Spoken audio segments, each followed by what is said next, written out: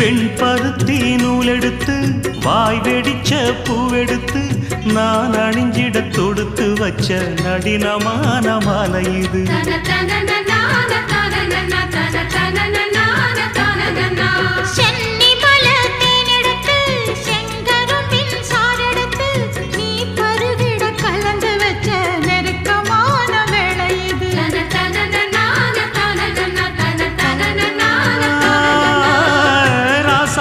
உடம்பிருக்கும் ரவிக்க துணி நானாக அன்னாடம் சூடி கொண்ட ஆசை வச்சாகாதா.